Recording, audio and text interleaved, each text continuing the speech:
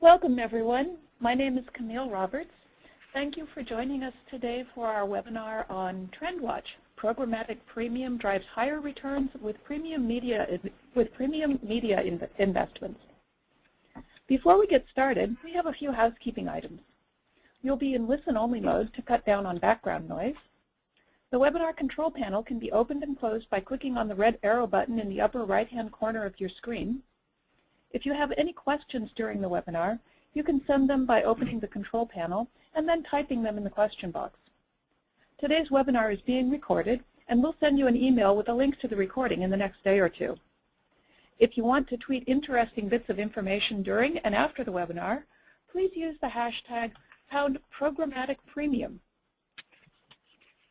Our speakers are Adrian Tomset, Vice President of Business Development at DataXu, Michael Green, Senior Analyst at Forrester Research, John Gray, Senior Vice President and Director of Interactive Media at Team Detroit. Our agenda today will be defining programmatic premium, a look at how it can be used in key verticals, bringing premium to programmatic, and key takeaways before we get into Q&A. So now, without further ado, I'll turn the session over to Adrian, Michael, and John. Adrian? Thank you, Camille. And welcome everybody. I even see a couple folks here from Europe, so we'll do our best to keep things lively and keep you guys awake. So what is programmatic premium? So where I'll start here is actually with just a brief history lesson. So taking a quick trip back in my time machine back to when I joined DataXu in 2009. So what we saw in 2009 was that a majority of media buys transacted with ad networks and publishers on an IO by IO basis. There was virtually no transparency, and mixed bags of impressions were bought in buckets of thousands. From my perspective, this would be similar to walking to the supermarket and buying a brown bag of tomatoes. You get what you get. And some tomatoes are best for salads, and some are best for spaghetti sauce. And frankly, some might even be rotten and tomatoes you don't want to buy. So at this point in time, this is the way a bulk of buying actually happened. It was non-transparent. There was virtually no control for the buyer. The term DSP didn't really exist, or if it did, there were very few people who actually understood what you were talking about. But that changed pretty quickly. As the DSP in 2010 became the industry's shiny new toy. And what did the first revision of the DSP do really well? Targeting first and third-party audiences on reach media. And we've really come an awfully long way since then. RTB and impression-level decisioning changed the whole landscape. VC investors poured a ton of money into the space, and multiple technology vendors built companies focused on the evaluation and valuation of each impression with respect to advertiser goals. I mean, this really changed the whole game now that you had access to the granular level of one impression versus buying blindly thousands of impressions. And we've come an awfully long way since 2010. We've now seen RTB and exchange-based buying expand from just display into mobile and video. We've seen attribution models become far more sophisticated and far more varied than simply the last click or last view. The rich third-party overlays from the many data vendors in the space created for deep analytics and insights. Additionally, we've seen performance advertisers come to market first into the RTB marketplace, but now this exchange-traded paradigm has been so powerful that we've seen more and more brand dollars start to enter the space. So things are good and continue to grow very, very fast. I mean, according to the IDC, in 2010, this market was $352 million in 2010. And their estimates that this market will be over $5 billion in 2015. And so why? Why such rapid growth? Why is money moving so rapidly into this marketplace?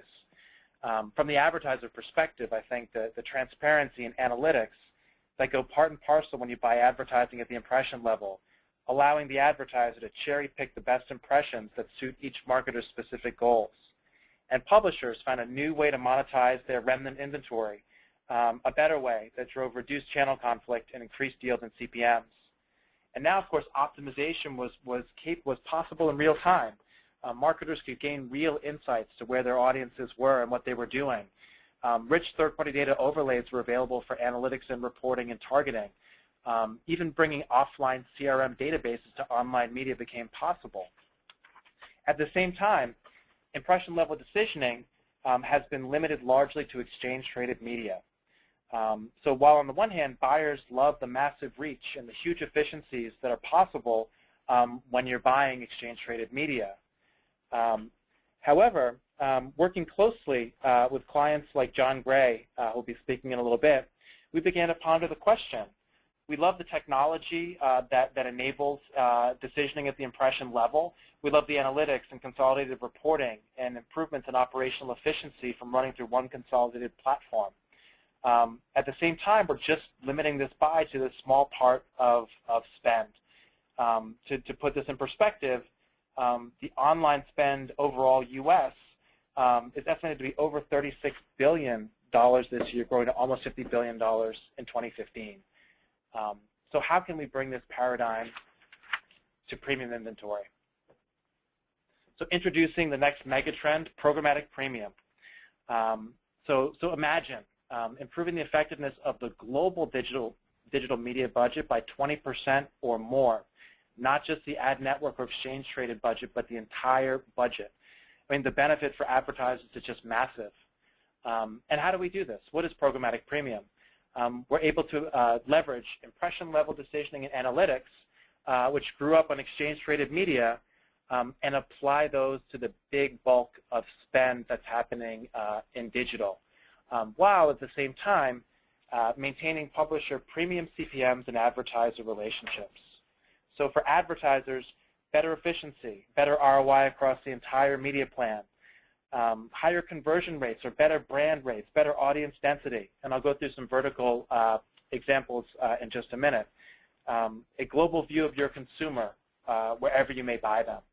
And for publishers, premium CPMs, full control and transparency of who they choose to work with no impact to existing relationships and workflow, while at the same time delivering far more benefit and better insights to advertisers. So how does this work? In order for any decisioning system to work, what you need to have is optionality. So how is this possible? We're talking about 100% guaranteed buy, where every impression that is requested is served into. I mean, from the premium publisher perspective, that's a requirement. You don't want to daisy chain your premium inventory or create a bad user experience on the site. So how do we do this? And again, John will go into specifics later on about how we did this for Ford. What we do is we aggregate budgets at the product level and then apply multiple creative concepts below these products. So we got this question when we presented this last week, which was, this sounds kind of like dynamic creative. And that's a good question to ask. But the way we see the fundamental difference here is what we're doing is each brand knows so much about the consumers, so much about the folks that are active purchasers of a given product or service. By actually using consumer-level insight to actually target ads, so this is at a user level, to me this is sort of the fundamental difference between that and dynamic creative, which in my opinion has largely been all about better optimization around specific placements and inferences about those users. In this case, we're talking about using the data you know about your consumer to deliver better results from your programmatic premium buys. Let's take a quick look at a couple of the verticals, starting with CPG.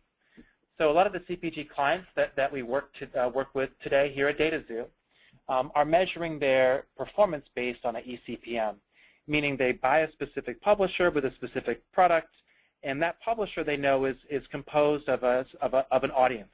Let's say in this example it's 70% in audience and then 30% that is actually not within the brand's target. So how do we calculate the actual effective CPM against the audience? Pretty simple calculation. You see it below.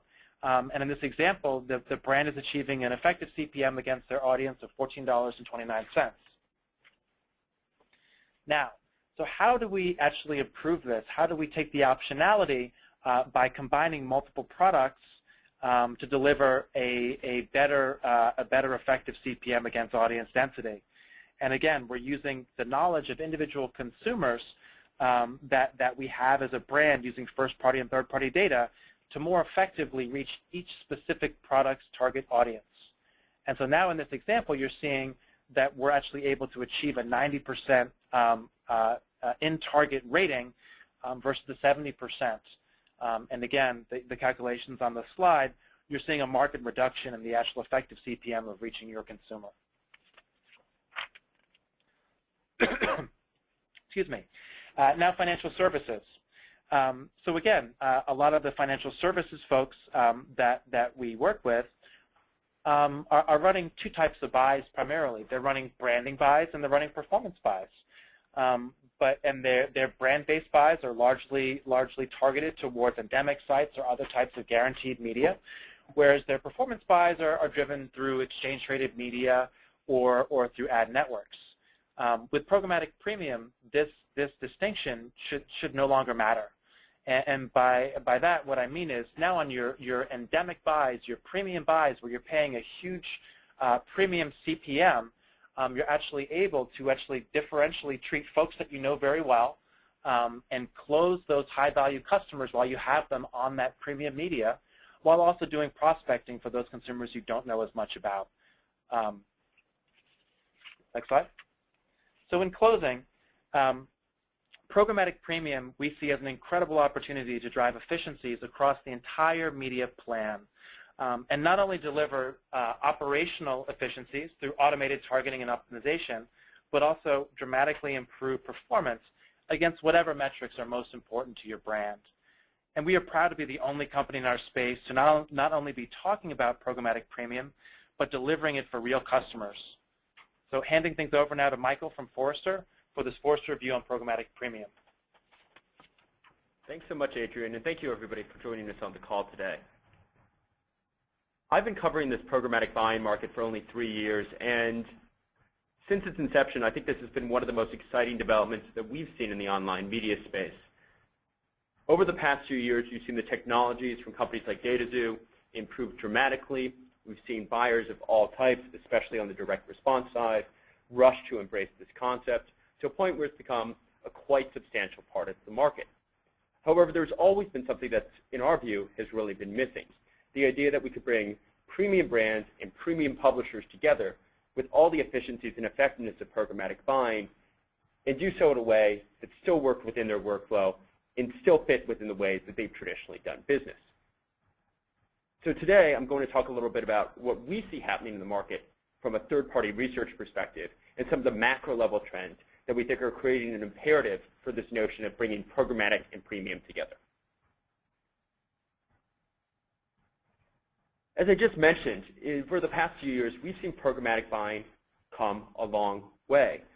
In 2009, Forrester wrote its first report on what we were seeing the trend of the programmatic buying market of new technologies at the time were called DSPs. It had a large degree of mysticism surrounding them. We'd get calls from advertisers and agencies wondering what this new buzzword was that everybody was talking about. Now, since then, it's become fairly standard parlance. The programmatic buying world even has its own trade press in many ways. But in our minds, the transformation of media buying, as introduced by this concept of programmatic buying, has only just begun. We are still in the early days, and steps can still be taken to make it both more effective and more pervasive throughout the industry. That's not to say that programmatic spend hasn't grown, and grown very fast. For something that's only introduced a handful of years ago, and for technologies that are still relatively young, exchange-traded media and programmatic buying have become some of the fastest growing elements of a very, very fast growing sector of the advertising world, the display advertising world. In 2011, according to Forrester's forecast, exchange-traded media programmatic buying accounted for 13% of display spending. Move forward to this year, we anticipate it to account for 18% of all U.S. online display ad spending. This is absolutely phenomenal growth, especially for a technology that is only a few years old. We expect this number only to continue to grow moving forward. However, it's important to note that there's still some headwinds that are going to hold down the overall programmatic buying market if it continues to be practiced as it's primarily practiced today, without this notion of programmatic and premium coming together.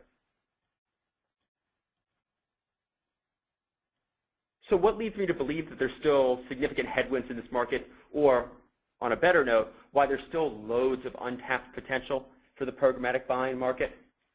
Well, first of all, when we look at programmatic buying, it's largely come on the backs of direct response advertisers. As Adrian mentioned, they're buying mass reach media, trying to use the dynamic pricing tools of the DSPs, which they've developed very well, to become both more efficient but also more cost-effective in terms of how they go to market. However, when we look at the overall display advertising market, we see that brand advertising is actually going to outpace the growth that we're seeing in direct response. While both types of advertising are going to grow extremely quickly over the next few years, brand advertising is absolutely set for a takeoff. And what do brand advertisers look for? They look for premium placements on premium sites, often with a guarantee. As brand advertising becomes a bigger and bigger component of what we see in the digital advertising world, programmatic buying needs to become more amenable to the needs of these brands. When we also look, it's not just about the buy-side participation, but also about the sell-side participation. It's probably no surprise to anybody who's had any experience with programmatic buying that publishers have been somewhat skeptical of the world of programmatic buying from its outset. Now, as somebody who closely covers the publisher landscape, I've seen attitudes open and attitudes change pretty significantly over the past few years. However, at best, we could describe it as mixed. Major publishers are currently participating in programmatic buying, but often blind and only as a backfill mechanism. Moving forward, for programmatic buying to really reach its true potential, it's going to have to become more ingrained not only in the long tail of inventory, even on major publisher sites, but start taking up more premium placements and move into things such as guaranteed buys as well. So ultimately, when I look at the programmatic buying market, I see brands want to move in, but publishers still remaining skeptical. And ultimately, what it's created is a scenario in which both parties are waiting for each other to make the first move. Brand advertisers have been waiting for publishers to jump in. Premium publishers have been waiting for brands to really get in.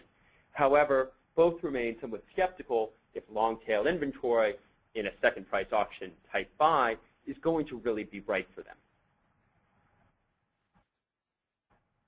So ultimately, we found ourselves in a chicken or the egg conundrum, with the only answer being, how do we bring this notion of premium inventory and this notion of programmatic buying together so we can deliver that efficiency and the effectiveness the direct response advertisers have seen against mass reach media for the past 3 years start to take place in a way that's going to deeply benefit premium publishers and deeply benefit premium brands.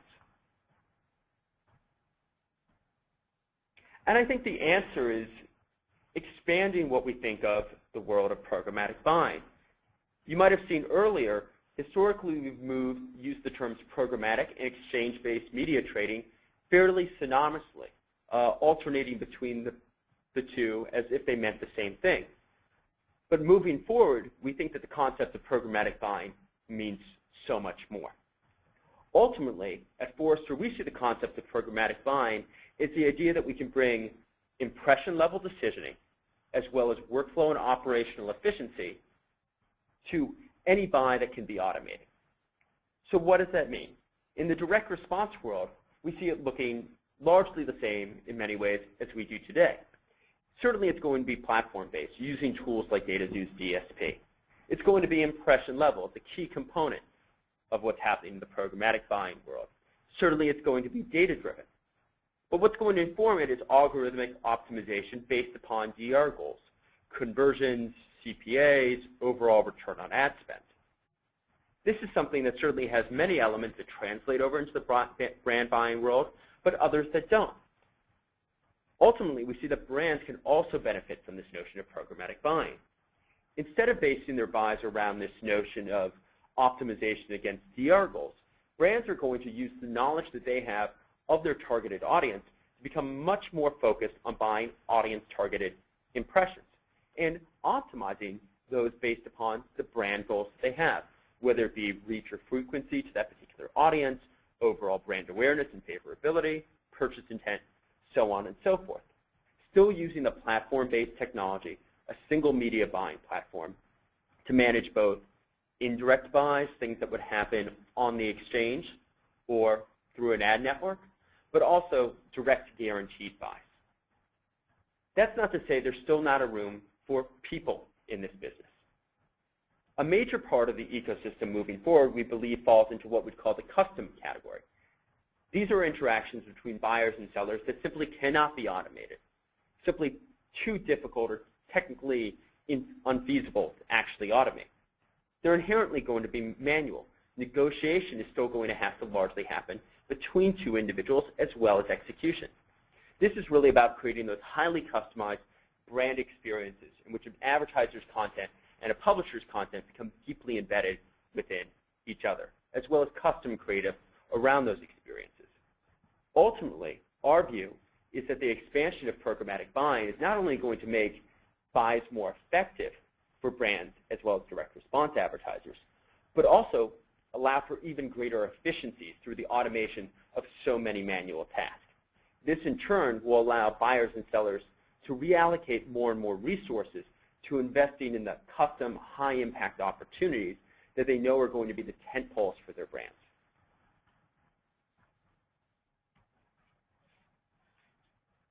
Ultimately, I think this means moving beyond just thinking about, as I mentioned earlier, programmatic as being synonymous with auction-based buying models.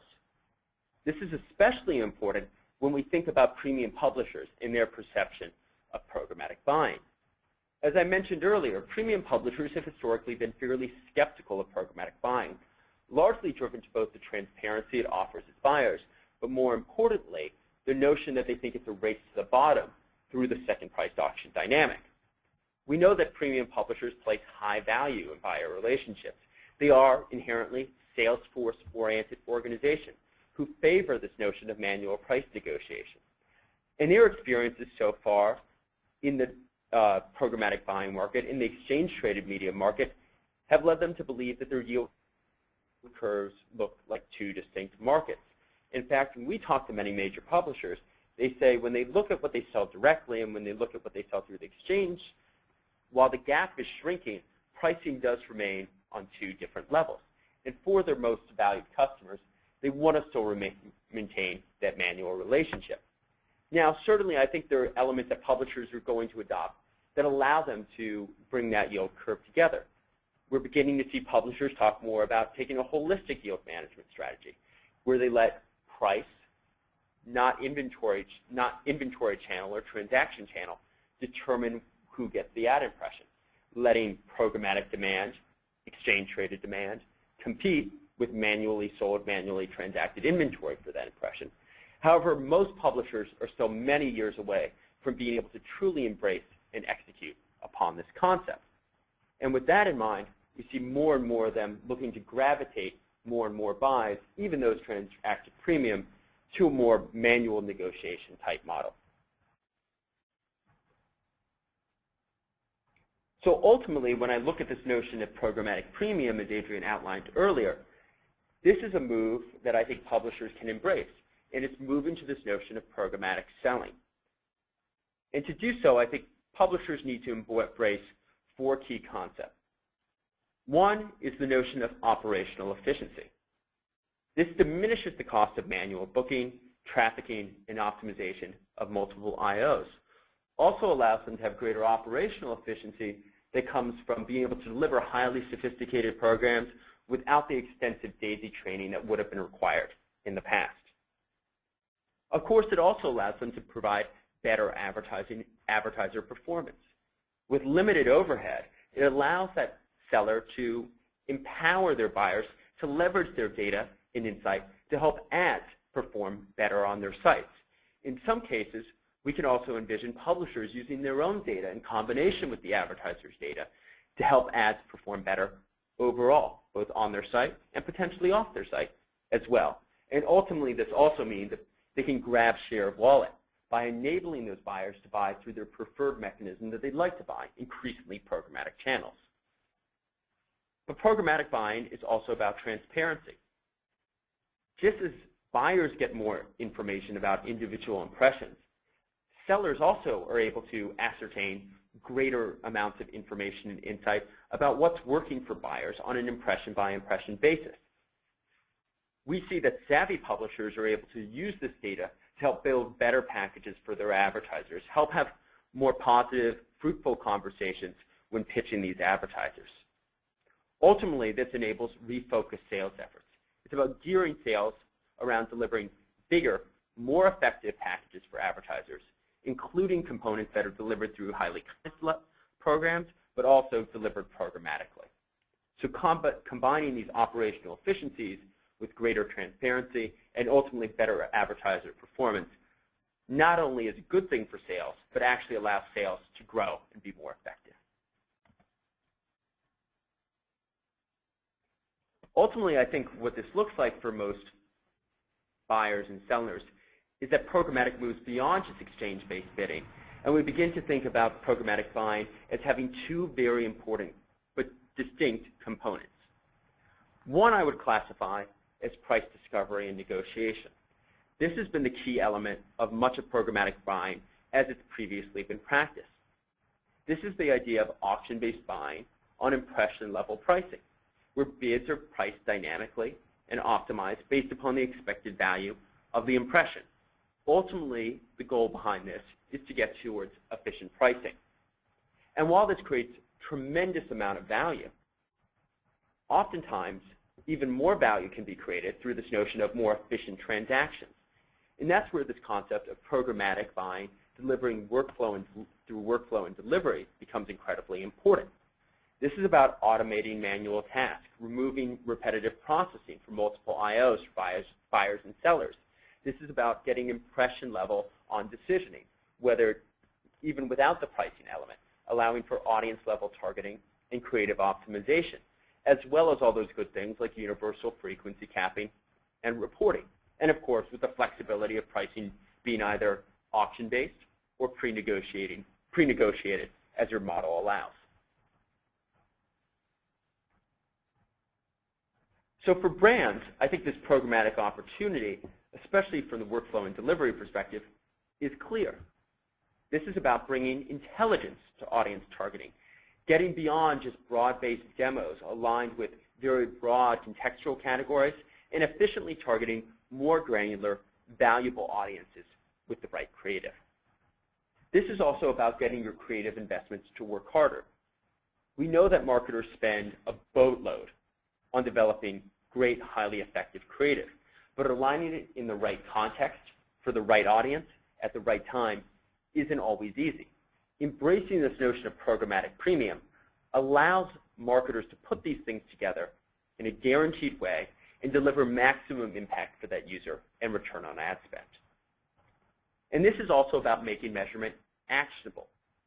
Adrian spoke of earlier about this notion of moving from buying that brown paper bag of impressions to individual impressions, where we can use the data and the transparency that we get from those impressions to make better decisions about the impressions that follow.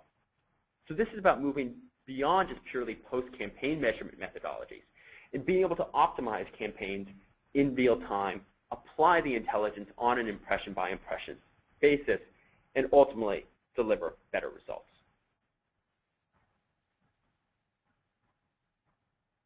So I think moving forward, when brands consider what they need from a technology perspective to enable this, this is about looking for more than just exchange bidding.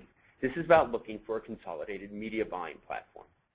It's about finding a single workflow that can work across screens and buy types.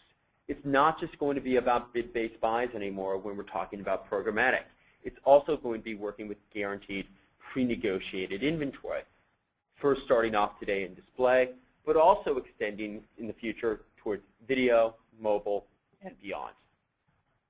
It's also about being able to apply deep levels of audience analytics within that system and optimize across that. Big data has been a major discussion around marketers that I'm speaking with. And I think this notion of being able to harness that audience data and use it more effectively across all your media buys is going to be a major trend moving forward for many advertisers. And of course, bringing all this together with unified insights across all these different types of buys creates a single repository for both campaign and audience data, allows that marketer to more easily translate this data into action, ultimately benefiting all those campaigns, no matter how they were priced, no matter where they are running. And I think the best part about this concept of programmatic premium is it's not just that. It's not just a concept. It's something that we're seeing marketers like DataXu with Team Detroit and Ford bringing to life today.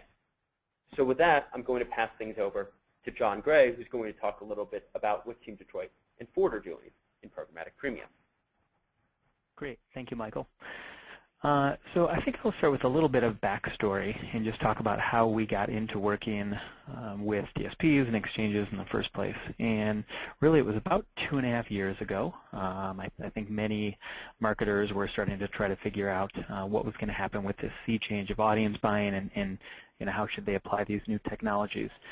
And so like many, we started simply saying, let's use it to enhance our retargeting. So why pay, a sometimes 3 to 5, 100% or more markup on our retargeting users when we could access them for a lot less through RTB and the exchanges. As we started becoming comfortable with the technologies and with the platforms, it became really evident to us that this notion of real-time impression-level decisioning had a lot more power to it than simply buying cheap impressions across exchanges. It really is about real-time audience segmentation and coupling that with buying decisions. And so it was with that backdrop that we started to think about other use cases, and that's sort of what led us to this programmatic premium proposition that we're talking about today. So, we thought to ourselves, would we rather use premium and endemic digital media to run a full-line creative, or select the nameplate at the impression level based on the individual consumer? And so just to give a little more background on the automotive space, and I think this applies to some other industries as well, we have auto shoppers do a fair amount of research online. It's nearly 80% of new car buyers go online and research prior to purchasing. And so we knew that a good deal of those shoppers also use endemic properties, things like Cars.com or Kelley Blue Book or AutoTrader. And what we knew is that it would be important to continue to use those properties and get in front of these audiences. But was there a way that we could make them more efficient? And that's what led to sort of the challenge for us. We spend a fair amount of our budget on these guaranteed buys. As I said, that's where a lot of our car shopping audience is. And we had seen some really dramatic performance improvements across some of the things we were doing with exchange-traded media. So how could we leverage that same technology, that real-time audience segmentation and decisioning, to bring more value to these buys that we knew we wanted to continue to do into the future? And that's really when we, put the challenge to our partners at DataXu and said, here's what we're facing. How can we solve this together? And that's what led us to sort of the next hypothesis, and I'll explain a little bit about how this program worked. So really, it was, could we take data-driven impression-level decisioning, use it across a fixed buy, and run multiple creatives or campaigns, matching the right offer to the right consumer, and would that ultimately drive higher response and engagement rates? So again, in this example, I'll say if a user showed up at Cars.com's homepage, and in the past what we would have done is we would have said, okay, we're going to buy this campaign for F-150, we'll sponsor Cars homepage, and so every user that shows up at Cars.com's homepage for the month of August is going to receive an F-150 ad. And what we've started to do with Programmatic Premium is actually put the DataXu tag in first, that creates the audience segmentation. So we look and we say, hey, do we recognize them via first-party data? So should we serve a retargeting ad based on other rules we have in the system? We look at third-party data, so we bump it up against BlueKai or Polk or different segments out there that would say, hey, maybe it's a mid-sized car intender, and instead of showing them an F-150 ad, we'll show them a Fusion ad or a Focus ad. We also have modeled data across our converters that we would see on our owned properties like a Ford.com and say, hey, maybe they look like one of these segments, and so this would be a more appropriate message to send them. So again, it really was about, at the very first instance, being able to go in, create an audience segment, and then serve them a much more relevant and targeted message. And the results were very positive. So we realized a 20% increase in effectiveness and consumer engagement. So we held out a baseline so we could see, baseline was we're going to serve everybody the same ad we normally would have served. And what we ended up seeing was a 20% lift in conversion rates. So to us, that proved that doing this real-time audience segmentation and delivering the messaging was a powerful way to apply this technology, sort of a new way outside of how we had originally started using it, which was in the RTB space, just buying ad impressions. So what's in it for advertisers? We talked about increased campaign effectiveness. From a consumer standpoint, it would be a better experience with your brand as they receive a more relevant message that's targeted to them, thereby increasing engagement. And what's in it for publishers? Higher value CPMs, stronger relationships overall. The question came up in the past, how do the publishers react to this notion? And I will say in the beginning there was a little bit of skepticism around, aren't you just going to put your tag in there and then steal our audience and go rebuy them elsewhere? And we cover that not only through contracts and a fair amount of legal protection between the sites and between DataXu and between ourselves in this instance, but we also covered it through full transparency and helping them understand our methodology and what we were actually trying to accomplish here. And I think that was sort of the key to it, is that the publishers on this side were very open as long as they understood exactly what we were trying to do. And in the end, what it will do for them is it will make their media space that we were already planning to buy more effective, which would stand to reason that we'll want to purchase more of that space in the future. So with that, we'll turn it over to Q&A. Okay. Thank you, Adrian, Michael, and John. I'd like to open up the presentation for questions now. So to ask a question, please use the questions box that's located in the GoToWebinar console.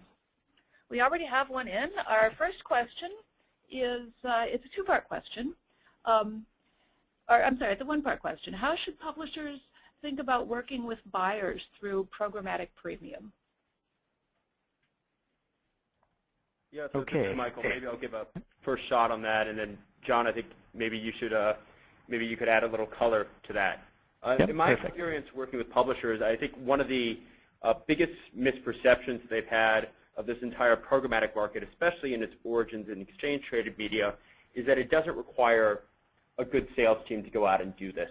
In fact, I've seen a lot of publishers think about the programmatic market as kind of the training grounds for their most junior sales team. In fact, in our experience, we've actually seen the most successful publishers do the exact opposite. They realize that these are, in fact, going to be highly valued advertisers with very sophisticated programs, and you really need to begin to have conversations at a very high level between yourself, that marketer, and their agency, and in many cases as well, their DSP, and begin to figure out how you can package things together that are going to help meet their unique business goals. These tend to be fairly sophisticated, high-level conversations, and we see actually publishers succeed the best when they begin to dedicate resources towards having these types of conversations. So I'd say the first step for publishers is become educated, understand that this is something that's real and buyers are looking to do. begin to think about what you need to do to begin to enable this, and then make sure you have the human resources in place that are ready to go out there and have conversations with their buyers about how you can make this actionable for them. Yeah, I think that's a great point, Michael. I think the other piece that I would add on there is that the buy side or the publishers need to sort of let go of fear that somebody's just going to come in and buy around them. This isn't about going in and just buying cheap impressions against your audience. I think we are just starting to see sort of the end of those days, or that starting to decline as you look at other trends that are happening, like viewable impressions and things like that. A lot of these sort of cheap, longer tail bad inventory that's out there is going to start to be shaved off as we start to get a lot more experienced with things like attribution modeling and taking off things like non-viewable impressions. So it actually is probably the best time to be a premium publisher with good content, because you should be getting paid more for the valuable audience that you deliver. And so from a, like I said, the first thing you should do is let go of the fear that, what you're going to do is just cannibalize your own sales and your direct programs. This is certainly a trend that, we're, at the forefront of, but we're also seeing a lot of momentum pick up. And I can tell you I've had a lot of calls from premium publishers asking, how can they work with us? And it's going to vary by the different buyers. Not all platforms are sort of ready to, work directly with premium publishers right now. But I think if you talk to, from a pub side, if you talk to your sell-side platform or your yield optimizers, some of them have relationships already, and then certainly, your buyers could bring to you through their demand side how what their requirements are going to be to work with you.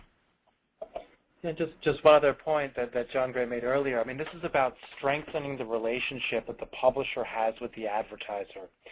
So I think where we've seen the most success here is where the publisher is not making sort of an arbitrary distinction between programmatic for remnant and tier 1 for direct, but the publisher is instead approaching this from the perspective of how can I drive the most value for a given advertiser. So we've seen a lot of success, a lot of relationships that I think have strengthened through actually collaborating very closely with the agency and buyer as well as with the publisher. Okay, thanks. Next question. What types of advertisers are best suited for this approach? So I can take the first, this is Adrian, I'll take the first stab at that one. I think I spoke a little bit to this point earlier. I mean, I think one of the items is optionality.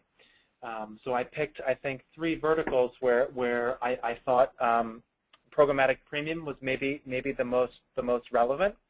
But at the same time, I think as we continue to iterate and evolve this technology, I think it'll frankly be relevant for any advertisers who are investing a substantial amount of their budgets online against a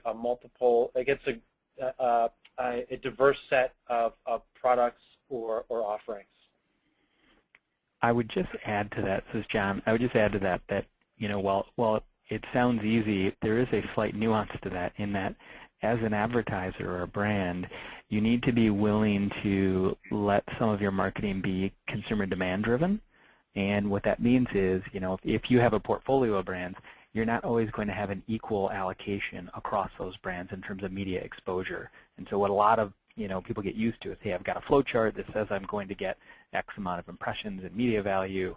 How come I got 25% less? Well, what's going to happen is one of the other brands in the portfolio is going to end up getting 30% more, right? And so you need to make sure that you can approach it from that perspective. And I think we've been fortunate enough to have a client who recognized early on that if we could sort of break free from some of the financial shackles that siloed our budgets and put them into more of a portfolio, that we could work across that and actually generate a tremendous amount of media efficiency for them. Michael? Yeah, I think that's a great point, John. I'd certainly add that from our perspective, marketers that we feel that today are most ready to embrace this and get the most out of it are those that have the deepest level of audience insight. So one thing that we've seen from a lot of our marketers are they're working very diligently to begin to be able to harness their own proprietary audience data across a wide array of channels. So data that was even, I think Adrian mentioned it earlier, siloed off for things like direct mail, sitting in an offline database, begin to be able to move that online and make that actionable online. The deeper level of insight you have, the deeper level of customer intelligence only ups your ability to be successful with this type of effort. And with that in mind, those that have done the most legwork already to be able to use that audience data and focus on audience-targeted media are probably in the best position today to take advantage of this. In the long term, though, certainly we're of the belief that every marketer should be investing in this area. Okay, thanks. Next question, how do I get started, both as an advertiser and as a publisher?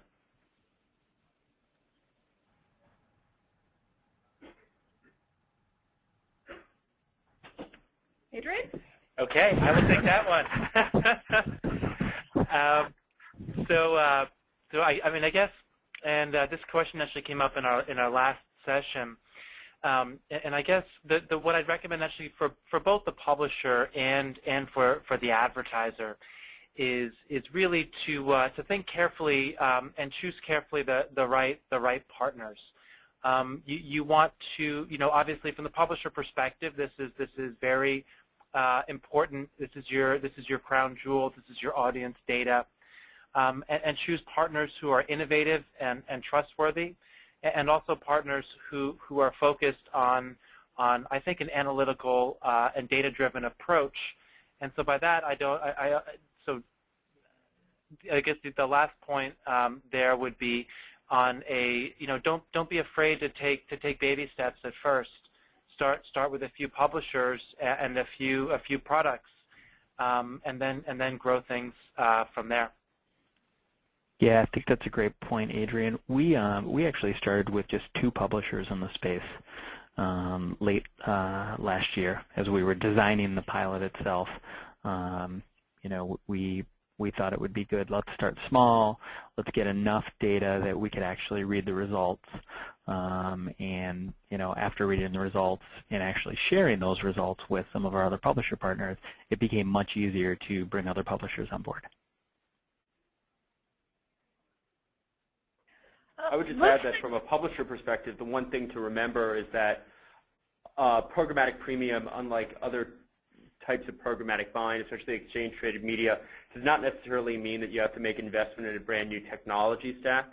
So there certainly is the ability for a publisher who today is very much so focused on working through traditional guaranteed ad technology, core primary ad server, to begin to get programmatic dollars without having to invest in a whole set of new technologies to be able to do so. Yeah, that's actually a really good point. In this instance, exactly how we used it, it was the pub side used, if it were like a Dart for publishers, they used whatever their ad server was, and it made a call, and all of the sort of the hard work was on the advertiser side. And so as I mentioned in this instance, DataXu was the first tag in, and then that ended up, identifying the audience segment, which then called our creative ad server. So, from a publisher side perspective, they didn't have to do anything different to enable this to happen, other than to, test and make sure that the first tag in worked fine in their system, and we didn't have any problems there. Okay, thank you. It looks like we're just about out of time, so I'd like to thank everyone for joining us. We'll be sending you a link to the recording of this webinar, as well as a link to the Ford case study.